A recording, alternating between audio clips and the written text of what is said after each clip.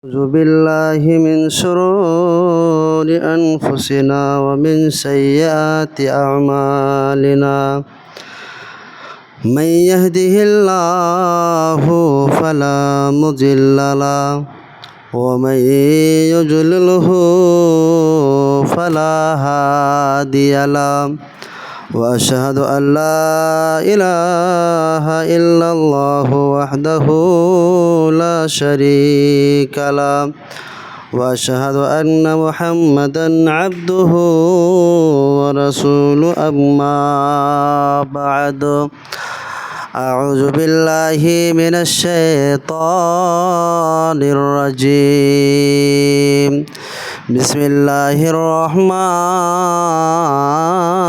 الرحيم قاف والقرآن المجيد بل عجبوا أن جاءهم منذر منهم فقال الكافرون هذا شيء عجيب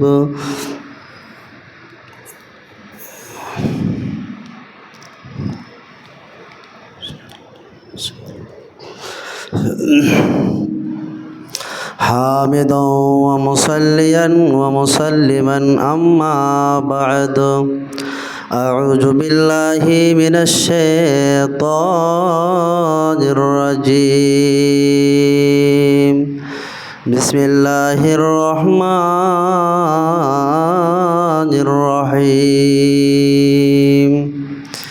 إن الله لا يغفر أن يشرك به ويغفر ما دون ذلك لمن يشاء وقال النبي صلى الله عليه وسلم من مات يشرك بالله شيئا دخل النار ومن مات لا يشرك بالله شيئا دخل الجنة الحديث শ্রদ্ধেয় ও সম্মানিত আজকের মুসাল্লিয়ান কেরাম, সমস্ত প্রশংসা আল্লাহ রাব্বুল আলামিনের জন্যই, যিনি আমাদেরকে সর্বসেরা করে সৃষ্টি করেছেন।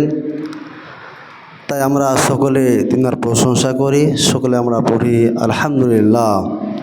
তারপরে আমাদের নবী, বিপ্লবী সামাজিক নেতা, বিশ্ব শান্তির অগ্রনায়ক মুহাম্মদ সাল্লাল্লাহু আলাইহি ওয়াসাল্লাম, তিনার প্রতি দুরূদ ও শান্তির ধারা অবতীর্ণ হোক। আল্লাহুম্মা আমিন। আল্লাহুম্মা সাল্লি আলাইহি, আল্লাহুম্মা বারিক আলাইহি।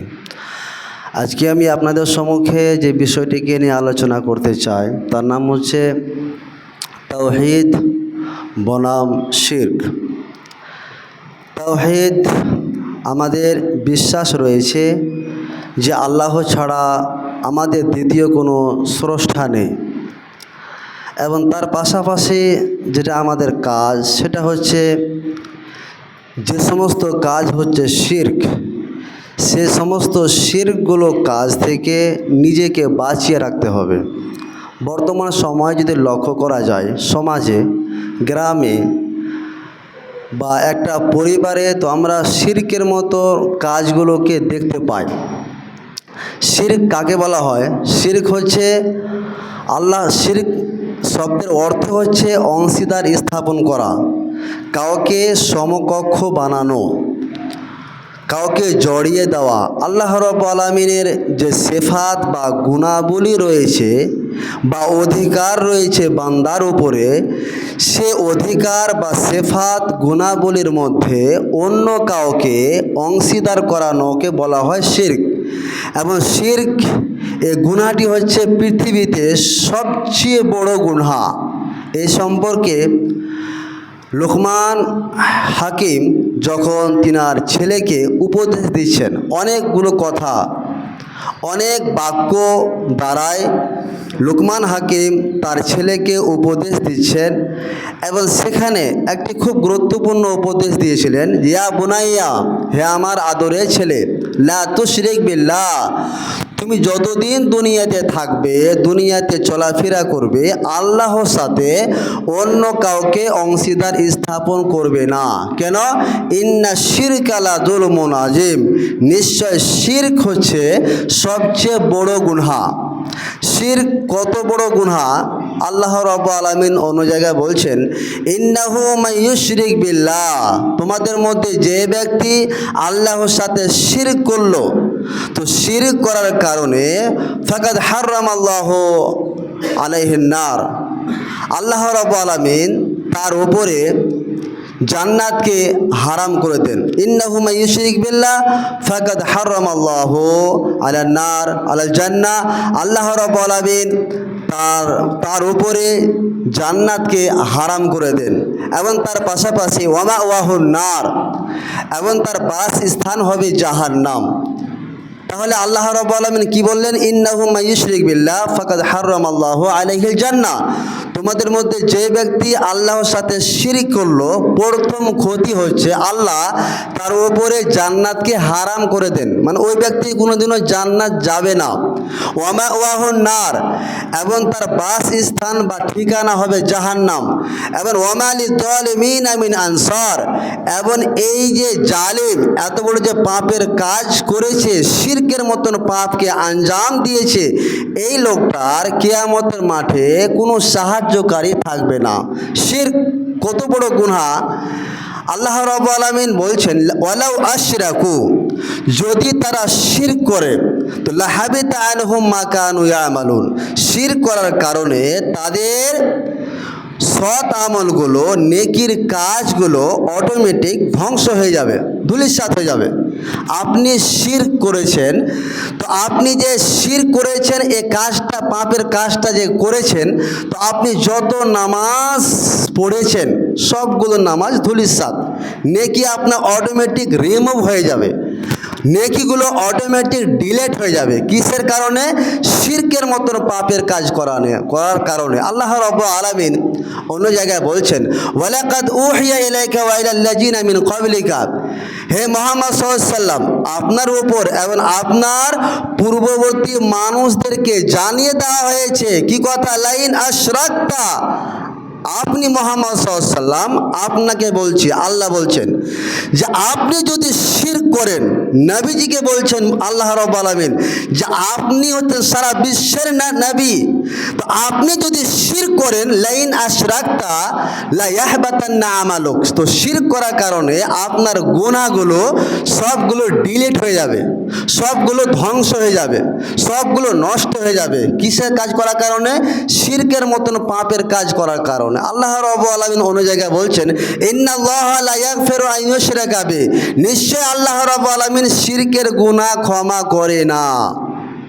ইন্নাল্লাহা লা ইয়াগফিরু আন ইউশরাকা বিহি ওয়া ইয়াগফিরু মা দুনা যালিকা লিমান ইয়াশা, এবং শিরক ছাড়া যতগুলো পাপের কাজ রয়েছে সেগুলোকে আল্লাহ ইচ্ছা করলে ক্ষমা করে দিতে পারেন, কিন্তু শিরকের গুনাহ ক্ষমা করবেন না।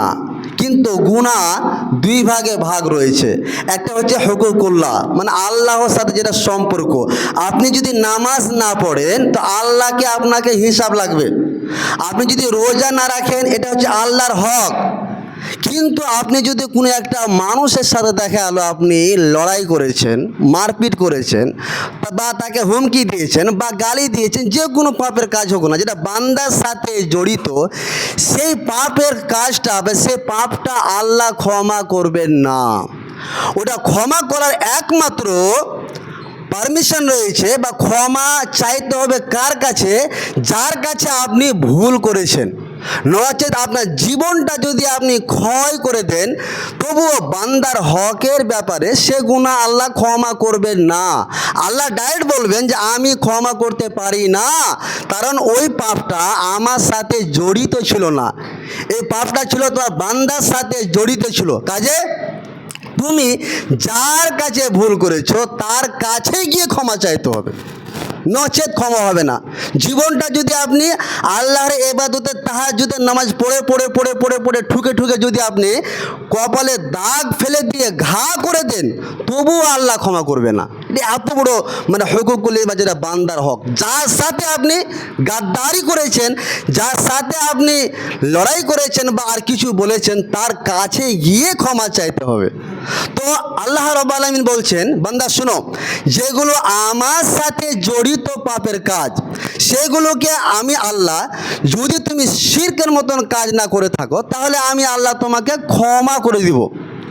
কিন্তু শিরকের গুনাহ করলে আমি আল্লাহ তোমাকে ক্ষমা করব না। হযরতে আব্দুল্লাহ ইবনে মাসউদ রাদিয়াল্লাহু তাআলা আনহু, উনি একটা হাদিস বলছেন যে একদা এক ব্যক্তি রাসূল সাল্লাল্লাহু আলাইহি সাল্লামের কাছে আসলেন। আসার পরে বলছেন, ইয়া রাসূলুল্লাহ সাল্লাল্লাহু আলাইহি সাল্লাম, আইয়ু জামবি আকবারু, আল্লাহর নিকটে সবচেয়ে বড় মহাপাপ কোনটি, সবচেয়ে বড় পাপ কোনটি? সেই সময়ে নবী করিম সাল্লাল্লাহু আলাইহি সাল্লাম বললেন, আনতা দুআ লিল্লাহি নিদ্দান ওয়া হুয়া খালাকাকা, সবচেয়ে বড় পৃথিবীতে মহাপাপ হলো আল্লাহর সাথে অন্য কাউকে অংশীদার স্থাপন করা, অথচ আল্লাহ তোমাকে সৃষ্টি করেছে। আবার সেই ব্যক্তি আবার জিজ্ঞেস করলেন, সুম্মা আইয়ুন, তারপরে দ্বিতীয় মহাপাপ কোনটি? তখন নবীজি বললেন, আন তাকতুলা ওয়ালাদাকা মাখাফাতান আয়াতামা মাকা, দ্বিতীয় মহাপাপ হচ্ছে সন্তানকে হত্যা করা এ ভয়ে যে সন্তান আমার সাথে খাবে। সে জাহেলিয়াতের যুগে মানুষ সন্তানকে হত্যা করত, যেটা আমি এর আগে ইতিহাস আলোচনা করেছি। এবং কোরআন হাদিস সম্পর্কে যে মানুষ সন্তানকে হত্যা করত, জাহেলিয়াতের যুগে ইতিহাস আমরা পড়েছি, জেনেছি যে এমনভাবে সন্তানকে হত্যা করতো, জন্ম নিল মেয়েটাকে নিয়ে কোনো একটা মাঠে নিয়ে গিয়ে গর্ত খুঁড়ে ডাইরেক্ট পুঁতে দিত জীবিত অবস্থায়। এবং রাস্তায় দেখা হলো, তো কাতাল করা, হত্যা করাটা এত আম ছিল যে রাস্তায় দেখা হলো ওর সাথে আমার ঝগড়া হয়েছে, ডাইরেক্ট গিয়ে ওকে আমি চাকু মেরে দিলাম। মানে এইরকম প্রস্তুতি জাহেলিয়াতের যুগে ছিল, যেটা এখন বর্তমানে আস্তে আস্তে ওই জাহেলিয়াতের যুগটা আসছে, মানুষকে মারা হত্যা করা। আমরা প্রতিদিন টিভির পর্দায় দেখতে পাই যে ওখানে এক হত্যা করে দিল, সেটা জাহেলিয়াতের যুগ আবার ফেরত চলে আসছে। তো দ্বিতীয় মহাপাপ হলো সন্তানকে হত্যা করা। আপনি আপনার সন্তানকে হত্যা করছেন কিসের ভয়ে? যে সন্তান আপনার সাথে খাবে বলে। সেই ব্যক্তি আবার জিজ্ঞেস করলেন, সুম্মা আইয়ুন, তারপর তৃতীয় মহাপাপ কোনটি?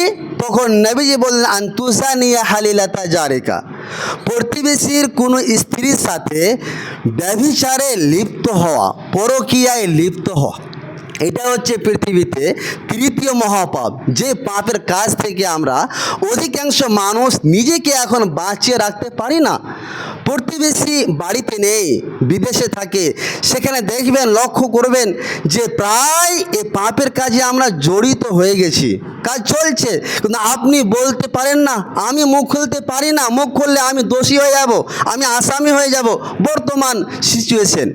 তো তৃতীয় মহাপাপ হচ্ছে প্রতিবেশীর কোনো স্ত্রীর সাথে জেনায় লিপ্ত হওয়া। জেনা করা একটা পাপ, ভালো করে শুনে, জেনা করা একটা পাপ। এটা তো কাবিরা গুনাহ আছে, কিন্তু সবচেয়ে বড় জেনার পাপ কোনটা হলো? যে প্রতিবেশীর স্ত্রীর সাথে জেনায় লিপ্ত হওয়া। জেনা একটা পাপ, কিন্তু প্রতিবেশী স্ত্রীর সাথে আমি জেনায় লিপ্ত হলাম, এটা হচ্ছে পৃথিবীতে তৃতীয় মহাপাপ। হযরত আব্দুল্লাহ ইবনে আমর রাদিয়াল্লাহু তাআলা আনহু উনি বলছেন, একদা এক সময় রাসূল সাল্লাল্লাহু আলাইহি ওয়াসাল্লাম কবিরা গুনাহগুলোকে বর্ণনা করছেন। আল কাবায়েরু, কবিরা গুনাহগুলো হচ্ছে আল ইশরাকু বিল্লাহ, আল্লাহর সাথে শিরক করা, ওয়া হুকুকুল ওয়ালিদাইন, পিতা মাতার অবাধ্য চলা, ওয়া কাতলুন নফস, এবং মানুষকে হত্যা করা, ওয়াল ইয়ামিনুল গামুস, মিথ্যা কসম খাওয়া। অন্য হাদিসে রয়েছে ওয়া শাহাদাতু জুর, মিথ্যা সাক্ষ্য দেওয়া। এই কাবিরা গুনাহগুলোকে নবীজি বর্ণনা করলেন। তো সবচেয়ে বড় যেটা কাবিরা গুনাহ বা প্রথমে নবীজি বললেন, সেটা হচ্ছে কি? আল ইশরাকু বিল্লাহ, আল্লাহর সাথে শিরক করা। অন্য একটা হাদিসে চলে যায়, হযরতে আবু হুরায়রা রাদিয়াল্লাহু তাআলা আনহুর একটা হাদিস, উনি বলছেন রাসূল সাল্লাল্লাহু আলাইহি ওয়াসাল্লাম বললেন, ইজতানিবুস সাবআল মুবিকাত, দুনিয়াতে 7টি এমন পাপের কাজ রয়েছে যে 7টি পাপের কাজ করলে মানুষ ধ্বংস হবে। তো নবীজি বলেন ইজতানিবুস সাবআল মুবিকাত, তোমরা 7টি ধ্বংসকারী পাপ হতে নিজেকে বাঁচিয়ে রাখো। নাম্বার 1 আশিরকু বিল্লাহ, আল্লাহর সাথে শিরক করা। নাম্বার 2 ওয়াসিহরু, জাদু করা। নাম্বার 3 ওয়াকাতলুন নাফসিল্লাতি হারামাল্লাহু ইল্লা বিল হক, অন্যায়ভাবে কোনো মানুষকে হত্যা করা। নাম্বার 4 হচ্ছে ওয়াকলো রিবা, সুদ ভক্ষণ করা। নাম্বার 5 ওয়াকলো মালিল ইয়াতিম, ইয়াতিমদের মাল ভক্ষণ করা। নাম্বার হচ্ছে আপনার 7 যে ওয়াতাল্লি ইয়াউমা জাহফে, যুদ্ধের ময়দান থেকে পলায়ন করা। এই 7টি হচ্ছে আপনার ধ্বংসকারী পাপ।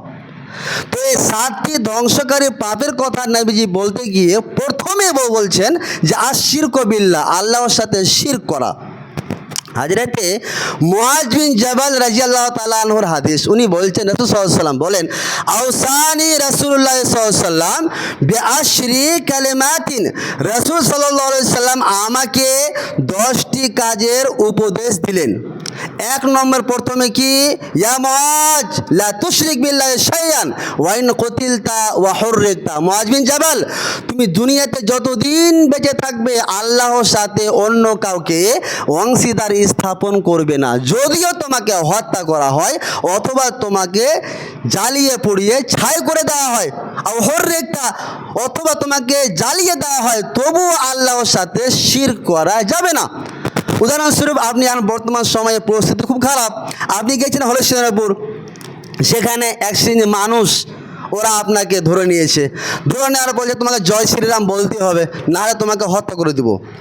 তো নবীজি বলছেন যে এখানে তুমি কি করবে, আল্লাহর সাথে শিরক করবে না, তুমি জয় শ্রীরাম বলতে যাবে না, যদিও তোমাকে কুতিলতা হত্যা করে দেওয়া হোক অথবা হুররিকতা তোমাকে জ্বালিয়ে দেওয়া হোক। কেন, তুমি সেটা বললে তোমার ঈমান নষ্ট হয়ে যাবে এবং তারা আরও তোমাকে আবদ্ধ করা, তোমার প্রতি জুলুম করা একটা পথ, একটা পন্থা বের করবে। কাজে ঈমান কখনো নষ্ট করা যাবে না, তোমাকে জ্বালিয়ে দিলেও হত্যা করে দিলেও লা তুশরিক বিল্লাহি শাইআন, আল্লাহর সাথে শিরক করা যাবে না। নাম্বার 2 ওয়ালা তাওকান্না ওয়ালিদাইকা ওয়া ইন আমারাকা আন তাখরুজা মিন আহলিকা, নবীজি বলছেন 2 নম্বর, হে মুআজ বিন জাবাল তুমি তোমার পিতার অবাধ্য চলবে না, যদিও তোমার পিতা মাতা তোমাকে আদেশ করে যে তুমি তোমার সম্পদ ছেলে মেয়েকে ছেড়ে দিয়ে বাড়ি থেকে বের হয়ে যাও, চলে যাও, হাঁকিয়ে দেয় বাবা মা, তথাপিও বাবা মার সাথে অবাধ্য আচরণ করা যাবে না। এটা নবীজি মুআজ বিন জাবালকে উপদেশ। নাম্বার 3 ওয়ালা তাতরুকান্না সালাতান মাকতুবাতান, মুআজ বিন জাবাল তুমি ফরজ নামাজ জীবনে ত্যাগ করবে না। ফরজ নামাজ ত্যাগ করলে ফাইন তারাকতা সালাতান মুতাআম্মিদান, তুমি ইচ্ছাকৃতভাবে যদি ফরজ নামাজ যদি ত্যাগ করে দাও তাহলে ফাকাত বারিয়াত মিনহু জিম্মাতুল্লাহ, আল্লাহ যে একটা দায়িত্ব ছিল তোমাকে রক্ষণাবেক্ষণ করা, আল্লাহ যেটা দায়িত্ব ছিল তোমাকে রুজি দেওয়া, তোমার হেফাজত করা, তো আল্লাহ সে দায়িত্বটাকে উঠিয়ে নেই। তুমি যা পারবে তা করো, তোমাকে ছেড়ে দিলাম, যা পারবে তাই করো। কাজে ফরজ নামাজ জীবনে ত্যাগ করিয়েন না। নাম্বার 4 হচ্ছে মুআজ বিন জাবাল শোনো, ওয়ালা তাশরাবান্না খামরান, নেশাদার দ্রব্য জীবনে পান করবে না, নেশাদার দ্রব্য পান করবে না। কেন, ফাইন্নাহু রাসু কুল্লা ফাহিশাতিন, প্রত্যেকটা পাপের মূল হাতিয়ার হচ্ছে নেশাদার দ্রব্য। যখন আপনি মদ খেয়ে নিলেন তখন আপনার মুখ থেকে খারাপ ভাষা বের হবে, এটা স্বাভাবিক, আপনি চিনতেই পারবেন না কোনটা আপনার বউ আর কোনটা আপনার মা। কাজে নবীজি বললেন ওয়ালা তাশরাবান্না খামরান, নেশাদার দ্রব্য পান করবে না। তারপরে নবীজি 5 নম্বরে বলছে ইয়াকা ওয়াল মাসিয়া, মুআজ বিন জাবাল তুমি নিজেকে গুনাহ থেকে বাঁচিয়ে রাখবে। ফাইন্না বিল মাসিয়াতি হাল্লা সাখাতুল্লাহি আযজা ওয়া জাল্লা, যখনই তুমি গুনার কাজ আঞ্জাম দেবে, গুনার কাজ করবে, তখনই আল্লাহ তোমার উপরে রাগান্বিত হয়ে যায়, আল্লাহ রেগে যায়। তাহলে বোঝা গেল যে আল্লাহর রাগ আছে। আল্লাহর কি আছে? রাগ আছে। আল্লাহ কোনো সময় বান্দার উপর রেগে যায়। তাহলে আপনি অর্থাৎ ওই মানুষটা, যে মানুষটা যখনই গুনার কাজ করলো, তো গুনার কাজ করার কারণে আল্লাহ ওই মানুষটার উপর রেগে যায়। কাজে নবীজি বলছেন মুআজ বিন জাবাল ইয়াকা ওয়াল মাসিয়া, তুমি গুনার কাজ থেকে নিজেকে বাঁচিয়ে রাখবে। কেন? ফাইন্না বিল মাসিয়াতি হাল্লা সাখাতুল্লাহি আযজা ওয়া জাল্লা, গুনার কাজ করলেই আল্লাহ তোমার উপর রেগে যাবে। নাম্বার 6 হচ্ছে ইয়াকাল ফারার, যুদ্ধ হচ্ছে, সে যুদ্ধের ময়দান থেকে পলায়ন করবে না। যদিও ওয়াইন হালাকান নাস, যুদ্ধ হচ্ছে, মারপিট হচ্ছে, সেই যুদ্ধতে যদিও মানুষেরা মারা যায় তুমি দেখতে পাও, তথাপিও ইয়াকাল ফারার, যুদ্ধের ময়দান থেকে পলায়ন করবে না। আপনাকে উদাহরণ দিয়ে বলি যে এর আগে আমি একটা বলেছিলাম যে জেহাদ, তো জেহাদ আপনি মসজিদের কাজ করছেন, একটু রৌদ্র হলো বা আর কিছু হলো, আপনি চলে গেলেন বাড়ি, যে না আমি চললাম, খুব তাপ হয়েছে, জি না, ছেড়ে যেতে হবে না। সাকসেসফুল, সাফল্য মানে ইসলামের শরীয়ত, এটা একটা চেষ্টা করা, প্রয়াস করা। তাহলে এই চেষ্টা থেকে আপনি আমি পিছপা হব কেন? সাহাবীরা জান্নাত নেওয়ার জন্য জান দিয়ে দিতেন, জান। আমরা যে গত জুমে আলোচনা করলাম যে জুমাতে কিভাবে আপনি যদি ঠিক টাইমে আসেন এ হবে, তা আমরা কি চেষ্টাই করেছি না? তাহলে সবগুলো বৃথা। কেন আমি করব না? আমি জানি না আমার জীবনটা কত বছর, 60 বছর, 70 বছর, 80 বছর বাহাদুরি শেষ, তারপরে আর কিছু করার নেই। কাজে লাগবে আপনার ভালো আমলটাই, খারাপ আমলটা আপনাকে ধ্বংসের অতল গহ্বরে আপনাকে নিক্ষেপ করে দিবে। কাজে সৎ আমলগুলোর ব্যাপারে আপনাকে পালাতে হবে না, পিছপা হতে হবে না। না আমরা এই কাজটা করব না, মসজিদের কাজ করে ছাড়বই, যেই করে হোক, এটা আমার জান লাগুক, ধন লাগুক, যা লাগুক আমি তাই দেব, সে জান দিয়ে হলেও আমি মসজিদে রক্ষা করব। এই যে একটা টেন্ডেন্সি। তো ইয়াকাল ফারার, যুদ্ধের ময়দান থেকে তোমরা পলায়ন করবে না। তারপরে নবীজি বলছেন ইয়া মুআজ বিন জাবাল ওয়ানফিক আলা ইয়ালিকা মিন তাওলিকা, তুমি তোমার সামর্থ্য অনুযায়ী তোমার পরিবারের ওপরে তুমি খরচ করো। তোমার সামর্থ্য অনুযায়ী তোমার পরিবারের ওপরে তুমি খরচ করো। আজকে দুঃখের বিষয়, আজকে আমরা আলহামদুলিল্লাহ কামারিতে আমরা টাকা পয়সা ইনকাম করি খুব ব্যাপক হারে, আমি দেখতে পাই। আর সবচেয়ে বড় কথা, আপনাদের একটা কাজ দেখে ভালো লাগে, যেটা শুক্রবারের দিন আপনারা মাখনা তোলা থেকে বিরত থাকেন। কেন? জুমার নামাজটা পড়বে বলে। ভালো নিয়াত, সুন্দর হতে পারে, আল্লাহ আপনাকে এই নিয়তের কারণে আল্লাহ আপনাকে জান্নাত দিয়ে দেবে, বলো আল্লাহুম্মা আমিন। তাহলে এই এতটা সুযোগ আমরা করছি যে জুমার নামাজ পড়ব বলে আমরা মাখনা তোলা বা আদার্স কাজগুলো আমরা করতে যাই না। ভালো নিয়াত। তাহলে আপনি এই যে 6 দিনে একটা টাকা ইনকাম করলেন, একটা অ্যামাউন্ট ইনকাম করলেন, ইনকাম করার পরে আপনি খরচ করছেন কিসের কাজে? পরিবারকে খাওয়াচ্ছেন। প্রতিদিন আপনি সে বাসির মোড় থেকে মাছ নিয়ে আসছেন, মাংস নিয়ে আসছেন, আলহামদুলিল্লাহ ভালো কাজ করছেন। কিন্তু সবচেয়ে যেটা দুঃখের বিষয়, যে আমরা আমাদের ছেলে মেয়ের যেটা হক, প্রথম যেটা হক ছেলে মেয়েদেরকে ইসলামিক শিক্ষা দেওয়া, সে ইসলামিক শিক্ষা দেওয়া থেকে আপনি আমি বিরত থাকছি। এটা সবচেয়ে মাইনাস পয়েন্ট। আপনি যদি আপনার পরিবারকে এক টাইম যদি না খাইয়ে রাখেন, আপনার সামর্থ্য অনুযায়ী, আপনার সামর্থ্য নেই, আপনি সে বেতনটা দিয়েছেন মসজিদে বা মাদ্রাসায়, তাহলে আপনার গুনাহ হবে না। কিন্তু আপনি যদি আপনার পরিবারকে যদি ইসলামিক শিক্ষা না দেন, ওই ছেলেটাই ওই মেয়েটাই কিয়ামতের মাঠে আপনার কলার ধরবে, কলার। কোথায় গিয়েছিলে বাপ? তোমার কারণে আজকে আমাকে জাহান্নামে ঢুকতে হচ্ছে। তুমি আমাকে ইসলামিক শিক্ষা দাওনি বলে আজকে আমাকে জাহান্নামে ঢুকতে হচ্ছে। আজকে তো আপনাকে খুব ভালো লাগছে, পরিবারকে খাওয়াচ্ছেন, আপনাকে বাবা বলছে, খুব আনন্দ পাচ্ছেন, আলহামদুলিল্লাহ। কিন্তু যদি আপনি আপনার ছেলে মেয়েকে যদি ইসলামিক শিক্ষা না দেন, ইসলামিক শিক্ষার উপরে যদি আপনি আপনার টাকা পয়সাকে যদি খরচ না করেন, কিয়ামতের মাঠে ওই ছেলে ওই মেয়ে আপনার কলার ধরে জাহান্নামে ঢুকবে। ও আল্লাহকে বলবে, আল্লাহ আমি একাই জাহান্নামে যাব না, আমার বাপকে নিয়েও ঢুকবো, কিন্তু আমার বাপ আমাকে শিক্ষা দেয়নি, ইসলামিক শিক্ষা শিক্ষিত করেনি। আজকে সবচেয়ে দুঃখের বিষয় যে একটা মক্তব চালাতে কত টাকা খরচ হয়, কত টাকা আমরা দিই, 100 টাকা। ওই গার্জেনটাই একটা ইংরেজি পড়ানোর জন্য 500 টাকা দিয়ে দেয়। ওই গার্জেনটা এখন বর্তমানে একটা আপনি সাবজেক্ট যদি পড়েন 500 টাকার নিচে কোনো কথাই নেই। ইংরেজি শিখবেন 500, অঙ্ক শিখবেন 500, বাংলা শিখবেন 500। দেন, নিষেধ করি না, কিন্তু আপনাকে প্রথমে যেটা আপনার হক ছিল, আপনার ছেলে মেয়ে যে আপনার অধিকার রাখে আপনার ওপরে, সেটা হচ্ছে ইসলামিক শিক্ষা। সেটা থেকে আমরা বিরত।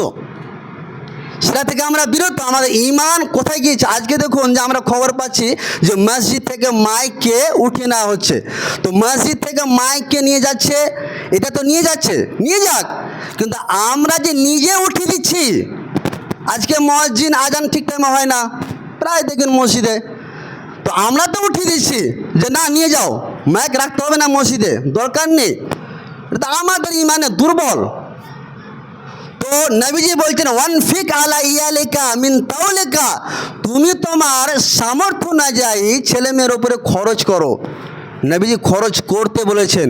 খরচের মাধ্যমে আল্লাহ আপনাকে ধন দিয়েছে, আপনি টাকা পয়সা 6 দিনে একটা ইনকাম করলেন বলে আপনি যেখানে ইচ্ছা সেখানে আপনি খরচ করবেন, তা কিন্তু আল্লাহ আপনাকে আদেশ দেয়নি। যা ইচ্ছা আপনি আপনার ধন মালকে সেখানে ব্যয় করতে পারেন না, লিমিট থাকবে এবং ইসলামিক অনুযায়ী আপনাকে খরচ করতে হবে। আর যেটা সবচেয়ে বড় কথা, যে আপনি যে কাজ করছেন সাপ্তাহিক আপনার পেট, এটা তো একটা ইনসাফ থাকা দরকার। প্রত্যেকটা মানুষের একটা বিবেক থাকা দরকার। প্রত্যেকটা মানুষের একটা মাইন্ড করবেন না আপনারা, ডোন্ট মাইন্ড, যে প্রত্যেকটা মানুষের একটা বিবেক থাকা দরকার যে আমি যে মাখনা তুলছি সাপ্তাহিকে আমার পেট, না হলে কত রকম ভাষা আমরা বলে দিই। একজন আলেমকে আমরা রাখলাম, সেটা যেখানে যে মসজিদে হোক, শুধু আমি এই মসজিদের কথা বলছি, যে মসজিদে হোক, এইটাই কি আপনার ইনসাফ? এটাই কি আপনার বিচার? এটাই কি আপনার বিবেক? যে 6 মাস পেরিয়ে যাবে, 7 মাস পেরিয়ে যাবে, 8 মাস পেরিয়ে গেল, কিন্তু আমরা মৌলবি সেই বেতনটা পরিশোধ করতে পারলাম না। এটা কি আপনার ইনসাফ? এটা কি আপনার বিচার? জেনে রাখুন, আপনার যদি মন মানসিকতা যদি এরকম থাকে যে আমি কাজ করব, কাজ করার পরে প্রতিদিন টাকা নিব, কিন্তু তথাপি অন্যকে কাজ করাবো, টাকা দেবো 1 বছর পরে, জেনে রাখুন হাদিস কোরআন অনুযায়ী আপনি জীবনে সাফল্য হতে পারবেন না, জীবনও পারবেন না। ইতিহাসকে তুলে দেখুন, যে লোকটা নিজের জন্য যা পছন্দ করেছে, অন্যের জন্য যদি পছন্দ না করে ওই লোকটা জীবনেও সাফল্য হতে পারেনি। ইতিহাসকে তুলুন, পড়ুন, কিছু শিখুন। ইসলামী ইতিহাসগুলো পাওয়া যায়, বইগুলো দেখুন, একটু পড়ুন। তো সেটাতে আমরা ব্যর্থ থাকি। আল্লাহর কাছে আমরা দোয়া করি, আল্লাহ এরকম মন মানসিকতাকে আপনি চেঞ্জ করুন, বলুন আল্লাহুম্মা আমিন। তাহলে যেটা ওয়ানফিক আলা ইয়ালিকা, খরচ করতে হবে। তারপরে হচ্ছে 8 নম্বর, যেটা হচ্ছে 9 নম্বর, ওয়ালা তারফা আনহুম আসাকা আদাবান, ছেলে মেয়েকে অথবা পরিবারকে শিষ্টাচার দেওয়ার জন্য মুআজ বিন জাবালকে বলছেন যে তুমি কখনো ছেলে মেয়ে বা পরিবারের ওপরে শাসনের লাঠি তুলে নিবে না। শাসনের লাঠি কখনো পরিবারের ওপর থেকে তুলে নিবে না। তাহলে বোঝা গেল, ছেলেকে মেয়েকে শিক্ষা দিতে গেলে মার পড়লে সেটা দিয়ে ঝামেলা করা যাবে না। অথবা আপনি আপনার ছেলে মেয়েকে আদব কায়দা শিক্ষার জন্য মারুন, নবীজির আদেশ। আপনার পরিবার, আপনার ওয়াইফ ভুল করেছে, তার থেকে 7 জনের লাঠি তুলে নিয়েন না, লাগান লাঠি, নবীজির হাদিস। না হলে ও আপনার আদবের বেকায়দায় ও চলবে। নবীজির হাদিস, ওয়ালা তারফা আনহুম আসাকা আদাবান, পরিবারের ওপর থেকে শাসনের লাঠি তুলে নেওয়া যাবে না। নাম্বার 10, ওয়াখিফহুম ফিল্লাহ, পরিবারকে আল্লাহকে ভয় করার বিষয়ে তাদেরকে উপদেশ দেন। এটা মুআজ বিন জাবাল বলছেন যে আমাকে রাসূল সাল্লাল্লাহু আলাইহি ওয়াসাল্লাম এই 10টি কাজের আদেশ করলেন। তো প্রথমে যেটা বললেন যে লা তুশরিক বিল্লাহি শাইআন ওয়া ইন কুতিলতা ওয়া হুররিতা, হে মুআজ বিন জাবাল, তুমি দুনিয়াতে যতদিন বেঁচে থাকবে আল্লাহর সাথে অন্য কাউকে অংশীদার স্থাপন করবে না, যদিও তোমাকে হত্যা করা হয় অথবা তোমাকে জ্বালিয়ে পুড়িয়ে দেওয়া হয়। যাই হোক, আমরা এখান থেকে আজকে আলোচনা করলাম শিরক সম্পর্কে। ইনশাআল্লাহ আমরা আগামী জুমায় কি কাজ আমরা শিরক করে থাকি, শিরকের মতন কাজ আমরা আঞ্জাম দিই কিনা, সেই বিষয়ে ইনশাআল্লাহ আগামীকাল আলোচনা হবে ইনশাআল্লাহ। আউযু বিল্লাহি মিনাশ শাইতানির রাজিম, বিসমিল্লাহির রহমানির রহিম।